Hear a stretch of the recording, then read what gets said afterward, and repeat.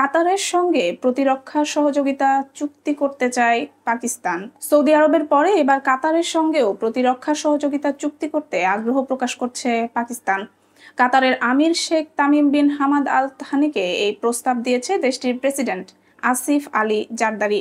মঙ্গলবার রাষ্ট্রীয় সফরে দোহায় পৌঁছান জারদারি।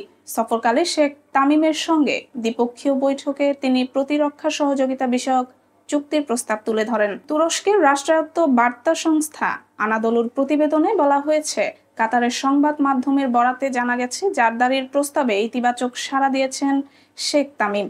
তিনি জানিয়েছেন এ বিষয়ে প্রয়োজনীয় পদক্ষেপ নিতে সংশ্লিষ্ট কর্তৃপক্ষকে নির্দেশ দেবেন। কাতারের আমির পাকিস্তানকে অভিনন্দন জানিয়েছেন সৌদি আরবের সঙ্গে প্রতিরক্ষা চুক্তি সম্পন্ন করার জন্য।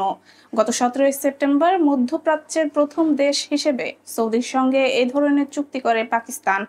বিভিন্ন দেশের সঙ্গে প্রতিরক্ষা সহযোগিতায় পাকিস্তান বরাবরই ভারসাম্যপূর্ণ নীতি অনুসরণ করে আসছে। দেশটির চীন ও যুক্তরাষ্ট্র দুই প্রতিদ্বন্দ্বী পরাশক্তির সঙ্গেই প্রতিরক্ষা চুক্তি রয়েছে। এদিকে কাতার ও সৌদির মাঝে নানা ভূ রাজনৈতিক ইস্যুতে দীর্ঘদিন ধরে মতপার্থক্য বিদ্যমান। প্রতিরক্ষা সহযোগিতা ছাড়াও কৃষি, খাদ্য নিরাপত্তা এবং অন্যান্য পারস্পরিক স্বার্থ সংশ্লিষ্ট ইস্যু নিয়েও আলোচনায় বসেছেন জারদারি ও কাতারের আমির। সম্প্রতি আফগানিস্তানের সঙ্গে সীমান্ত উত্তেজনায় জড়িয়ে পড়ে পাকিস্তান।